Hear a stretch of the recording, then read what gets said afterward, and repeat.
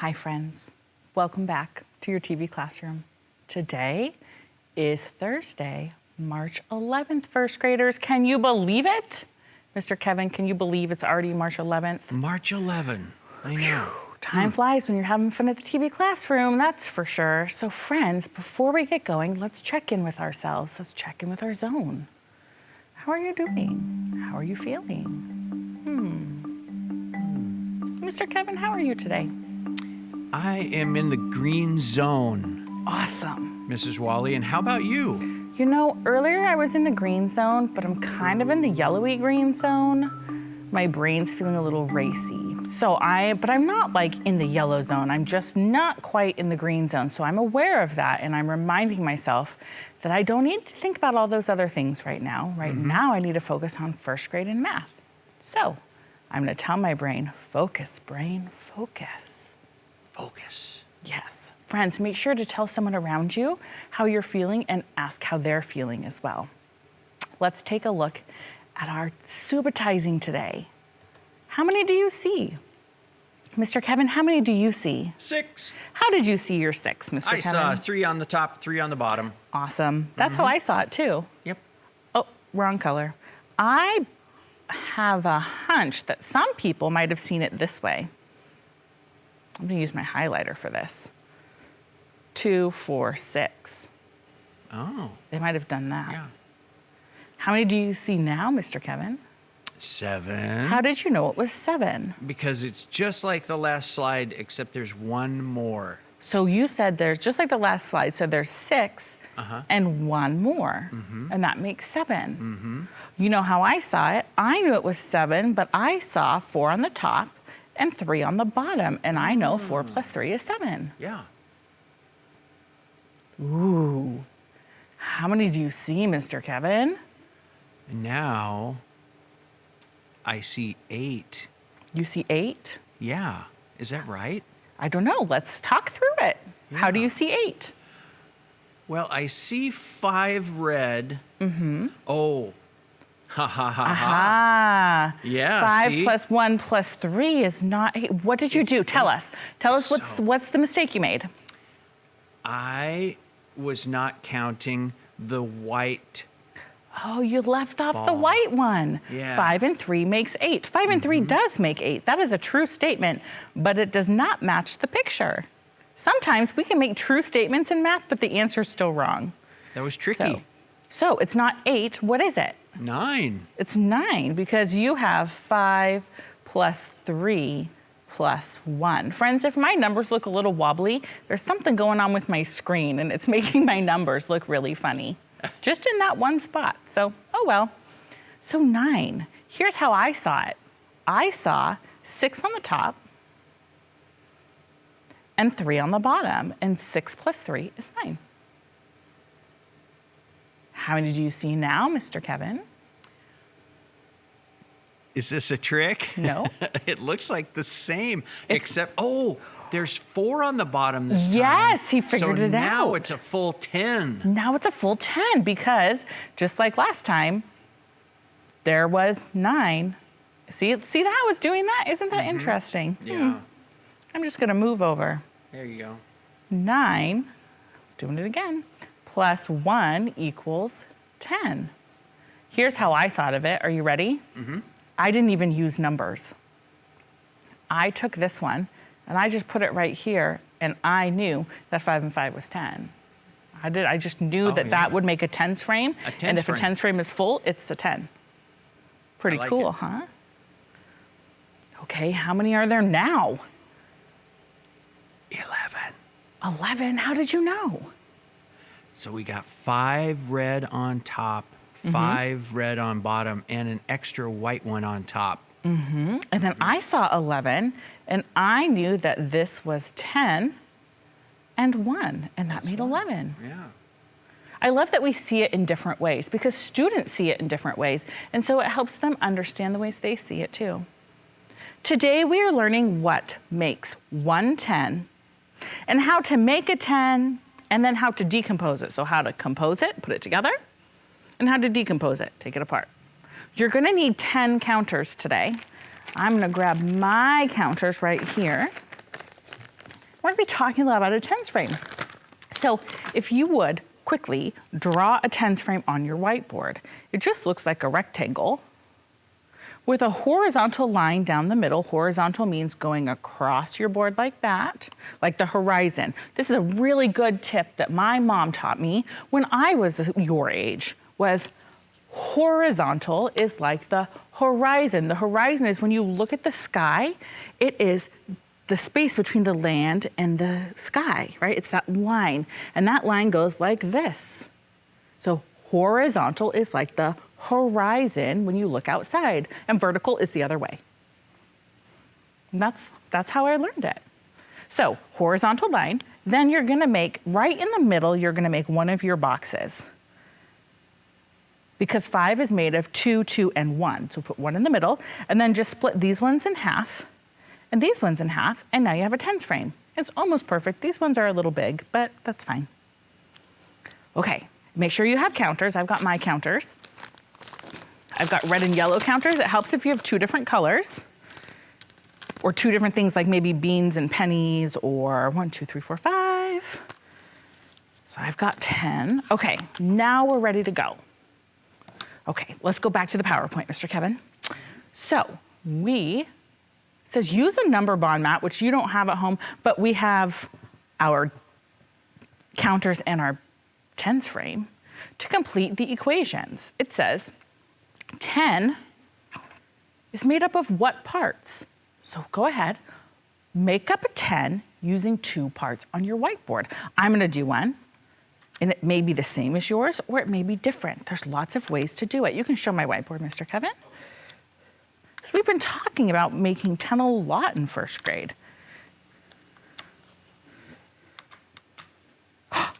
Look at that.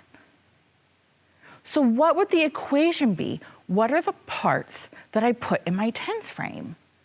The first part is what? Yeah, it's a 3. If that question mark wasn't there, I would put a 3, and then what's the yellow part? 7. 3 plus 7 equals 10. What would happen if I did this?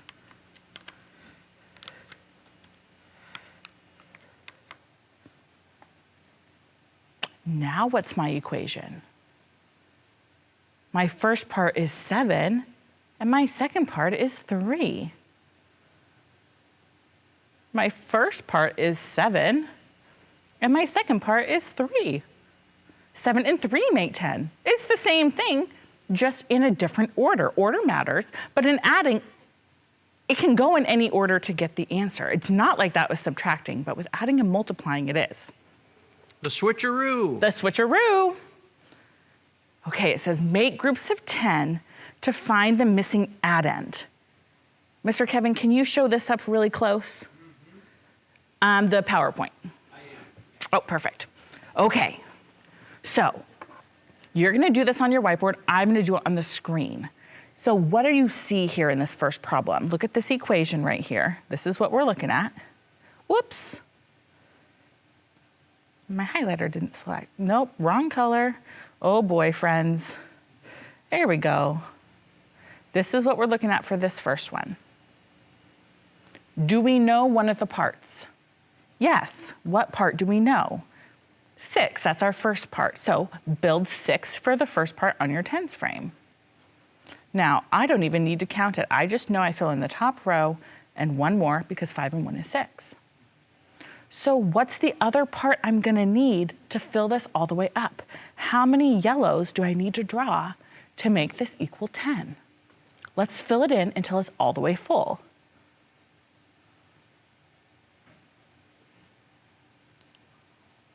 How many yellows did I draw? 4. 6 plus 4, it's the friend of 10. 6 plus 4 equals 10. Okay, let's look at the next one. I'm gonna make sure I have the right color on my highlighter. We're doing this one now. 7 plus something equals 10. I'm gonna give you 1 minute and I want you to see if you can do this one on your own. Go ahead. Yep.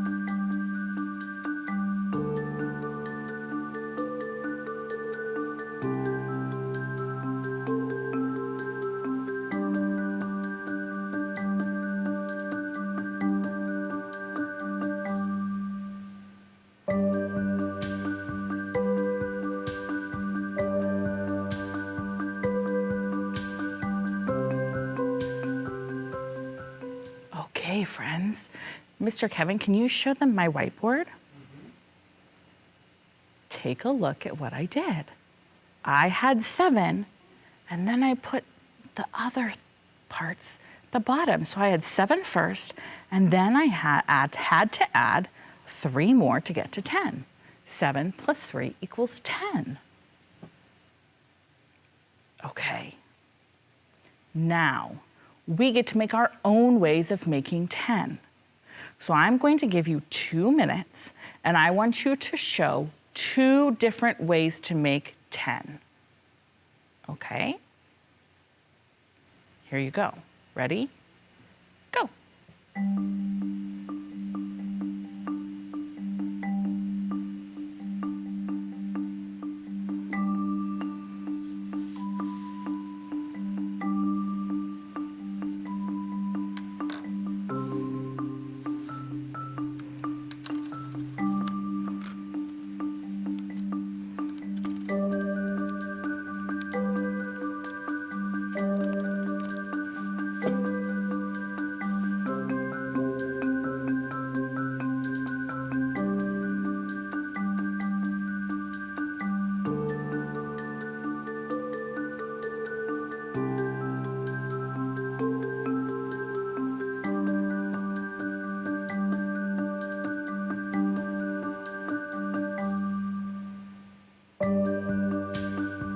Mr. Kevin, we're going to stop at 1 minute.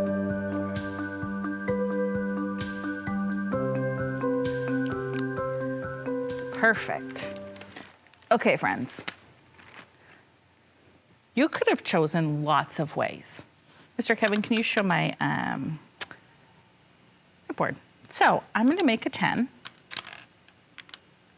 I'm actually going to do 10 ones, 10 plus 0. And then I'm going to make another 10.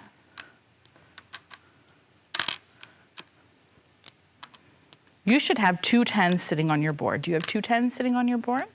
You should. 2 10 frames full. Okay. I'm going to ask you some questions. How many full 10s frames do we have? How many of the full 10s frames do you see? Well, here's one full 10s frame, and here's a second full 10s frame. So we have 2 groups of 10. That means we have 2, oh, you can't see that. We have 2 10s. But what if I asked you how many cubes you have? These are what we call ones. How many cubes are here?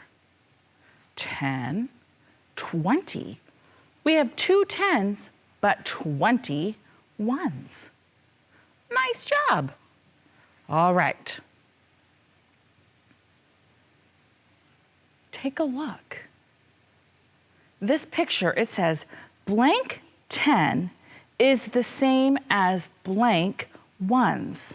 So I'm going to take this one off. Just leave 1 10 on your board, and let's see if we can figure that out. When it says blank 10, what do they mean? Rashid, do you know what they mean? Oh, they want to know how many of the full 10s frames I have. How many groups of 10 do I have? Well, how many full 10s frames do we have here? 1. This right here, this whole thing right here, is one group, it's 1 10s frame full, which makes 10. So how many 10s frames do we have? We just have 1. We have one group of 10. Then it says, that's the same thing as saying, how many of these do we have? Let's count them. 1, 2, 3, 4, 5, 6, 7, 8, 9, 10. We're counting the ones. Same as 10 ones. Everyone say 1 10 and circle your 10s frame. And then point to each cube. 10 ones. Do it again. 1 10. 10 ones. One more time. 1 10. 10 ones. Great job. Your assignment today is to do page 437 and 438. On the second page, there are 3 tens frames. You're gonna draw circles in all the boxes and you're gonna figure out how many tens frames are there, how many groups of 10, blank tens, and then how many individual dots are there, and that's the ones, and you're gonna write that down here. And you're also gonna talk about what tens and ones are. And it says how many tens is the same as 40 ones. So you might draw 40 ones and then circle the groups of 10 and tell how many groups of 10 that is. Okay, today we learned what makes one 10 and how to make a 10 and decompose a 10. We modeled the number, we identified the groups of 10, we identified the number of ones in the group of 10. Excellent job, first graders. Mr. Kevin, how can they contact us here at the TV Classroom? Well, you can send your drawings and questions to tvclassroom@tacoma.k12.wa.us. Ask your adult for some help if you need it. You can also send them to the TV Classroom headquarters here, 601 South 8th Street, Tacoma, Washington, 98405. Awesome, thank you. Now friends, up next is your time with Miss Oslin. Make sure to gather your ELA notebook, your ELA packet, your pencil, and your learning buddy. After a break, be ready to learn when she comes back on the screen. I hope you have a wonderful rest of your day, and I will see you next time. Bye, friends.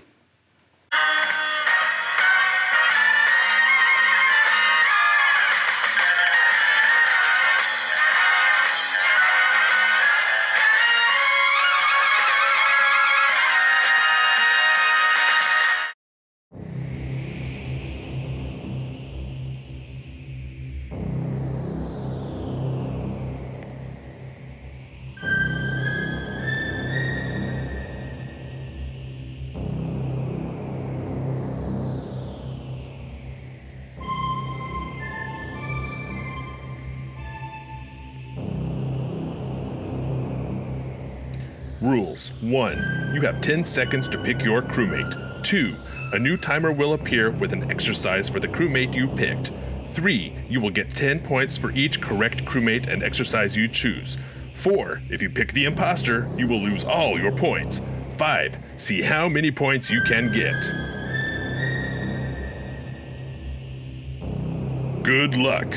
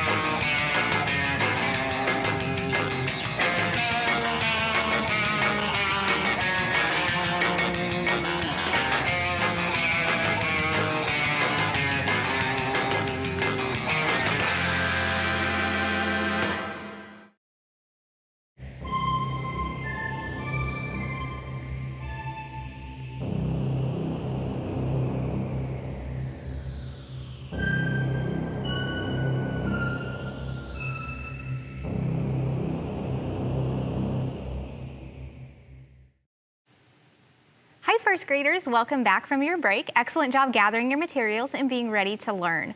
You can take your ELA packet, your writing or learning notebook, your pencil, put those off to the side. You won't quite need those, but hold on to your learning buddy if they're gonna help you focus. Let's remind ourselves today and every day when we come together, your job is to listen, share, read, and write. And you know you are a strong listener when you keep your eyes on the speaker, when you listen to the speaker, and when you think about the words and the stories and the questions that I'm asking you to think about. You also will have an opportunity to share today, and I do want you talking about your thinking out loud. You can share with your learning buddy, you can share with someone in the room with you, or you can share with me on the screen. Now today we are learning that writers get ideas from stories they love to hear. And we are going to read a story by a new author. Well, it's new to us. It's very familiar in our third grade TV classroom.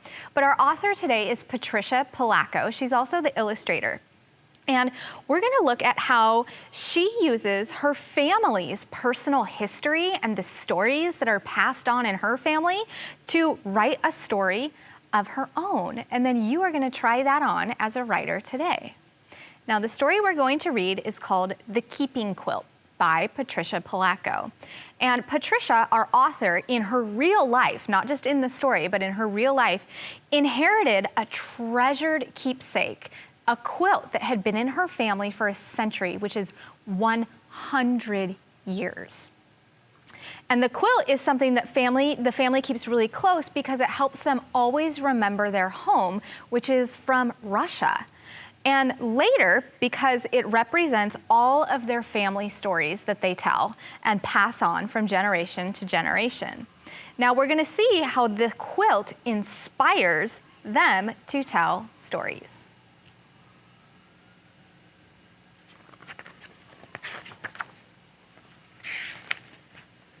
When my great-grandma Anna came to America, she wore the same thick overcoat and big boots she had worn for farm work. But her family weren't dirt farmers anymore. In New York City, her father's work was hauling things on a wagon, and the rest of the family made artificial flowers all day. Everyone was in a hurry, and it was so crowded, not like back home in Russia, but all the same, it was their home, and most of their neighbors were just like them.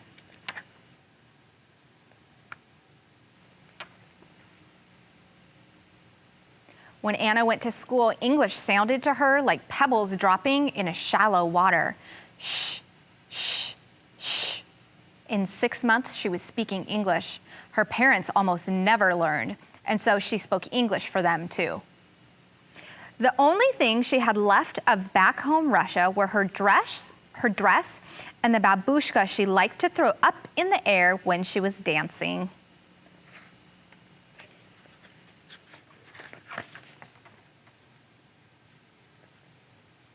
And her dress was getting too small.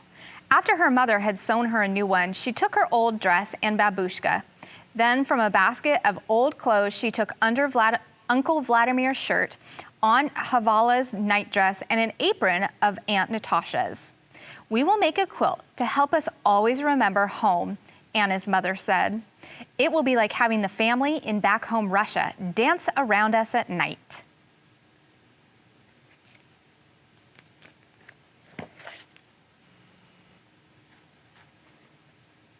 And so it was. Anna's mother invited all the neighborhood ladies. They cut out animals and flowers from the scraps of clothing. Anna kept the needles threaded and handed them to the ladies as they needed them. The border of the quilt was made of Anna's babushka. What are you noticing about the color that Patricia Polacco is including in our story? Take some think time. Mr. Kevin, what are you noticing? Oh, I thought it was really interesting that the quilt and the babushka and the dress, those were all color, and then the rest of the illustration is just drawing black and white. Yeah, I noticed that too.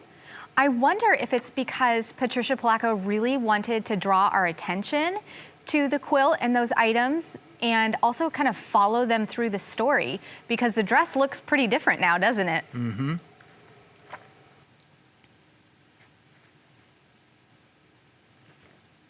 On Friday nights, Anna's mother would say the prayers that started the Sabbath. The family ate challah and chicken soup. The quilt was the tablecloth. Anna grew up and fell in love with great-grandpa Sasha. To show he wanted to be her husband, he gave Anna a gold coin, a dried flower, and a piece of rock salt, all tied into a linen handkerchief. The gold was for wealth, the flower for love, and the salt so their lives would have flavor. She accepted the hanky. They were engaged.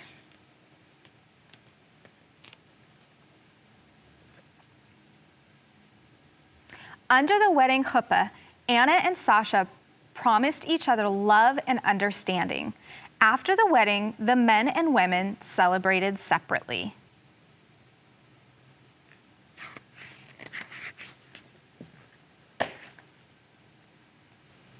When my grandma Carl was born, Anna wrapped her daughter in the quilt to welcome her warmly into the world. Carl was given a gift of gold, flour, salt, and bread. Gold so she would never have poverty, a flower so she would always know love, salt so her life would always have flavor, and bread so that she would never know hunger. Carl learned to keep the Sabbath and to cook and clean and do washing. Married you'll be someday, Anna told Carl. And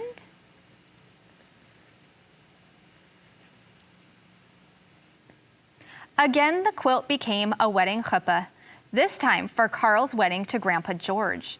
Men and women celebrated together, but they still did not dance together. In Carl's wedding bouquet was a gold coin. In Carl's wedding bouquet was a gold coin, bread, and salt. Carl and George moved to a farm in Michigan, and great-grandma Anna came to live with them. The quilt once again wrapped a new little girl, Mary Ellen. So we're learning the stories of Patricia Palaco's family that were passed down from generation to generation all around this quilt. And she used that story that she heard as a little girl growing up and turned it into this book, The Keeping Quilt. What a neat story. Mary Ellen called Anna Lady Grandma. She had grown very old and was sick a lot of the time. The quilt kept her legs warm. On Anna's 98th birthday, the cake was a kulik, a rich cake with raisins and candied fruit in it. There's the quilt again.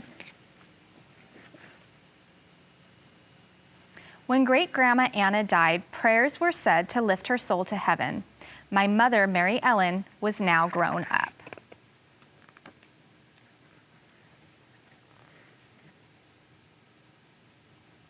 When Mary Ellen left home, she took the quilt with her. When she became a bride, the quilt became her chuppah.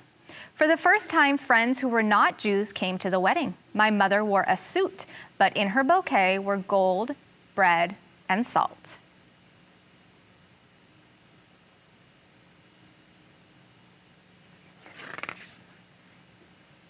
The quilt welcomed me, Patricia, into the world, and it was the tablecloth for my first birthday party.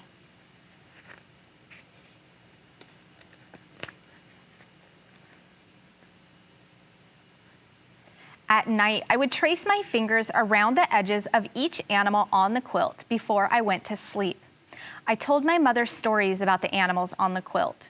She told me whose sleeve had made the horse, whose apron had made the chicken, whose dress had made the flowers, and whose babushka went around the edge of the quilt. The quilt was a pretend cape when I was in the bullring, or sometimes a tent in the steaming Amazon jungle.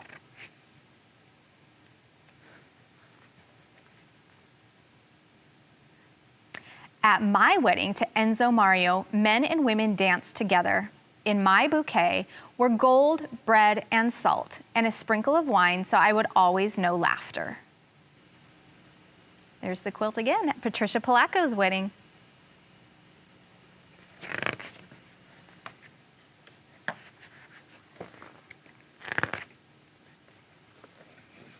"20 years ago, I held Tracy Denise in the quilt for the first time. Someday she too will leave home and she will take the quilt with her."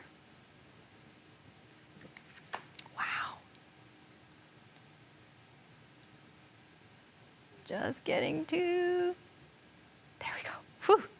So Patricia inherited or got this quilt as a treasured keepsake that was given to her by her mother, and it had been in their family for a century, 100 years. And as we read this story, we learned all about the history of Patricia Palaco's family and how the quilt has been a part of the family history for 100 years. So as you go off to do your independent writing today, you're going to remember some features of storytelling. Your personal narrative is going to use first-person language, I, we, my, or our. You're going to tell about personal experiences, memories, or passions. Use details to describe the experience and what happened. Include detailed pictures. Think about the beautiful illustrations that Patricia Palaco used and how she used color very intentionally. You're going to have a strong sense of place, so make sure our setting is very clear. Where is your story taking place? Connect it to your home and your family. Think about the stories that you heard or have heard as a child and use those to inspire your writing. Also, make sure it has clear character, setting, beginning, middle, end, so that your reader can follow and understand your story. Today we learned that writers get ideas from stories they love to hear. So let's take some think time and think about what stories do you love to hear, either read from a book or told in your family.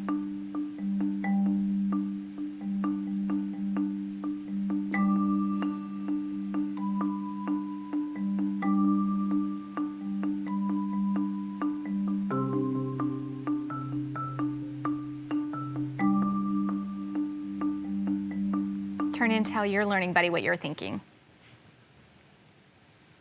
Rashid, I remember when I was young, we would go visit my grandparents, and whenever my grandma had her sisters over, there were 3 of them, they would start telling stories about how they would get into trouble together as kids, and I loved hearing those stories. So I bet I could choose one of those and add a lot of details to it to make it my own story.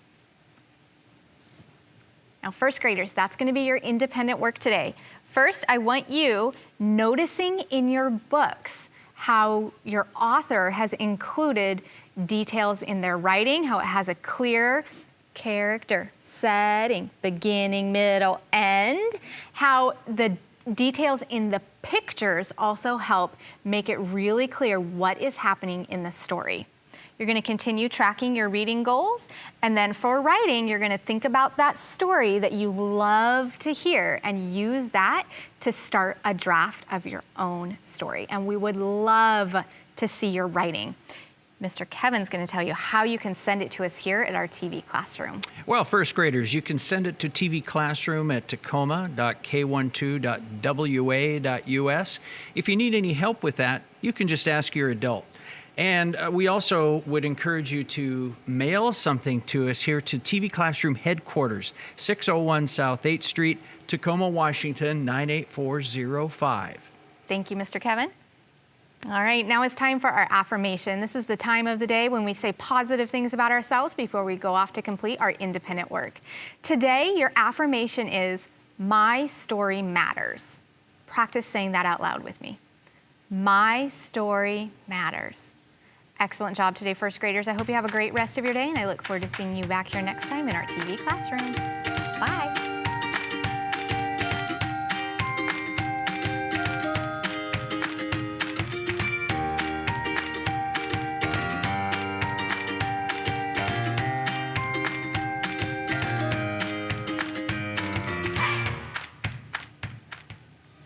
Hey kids, we want to see your work.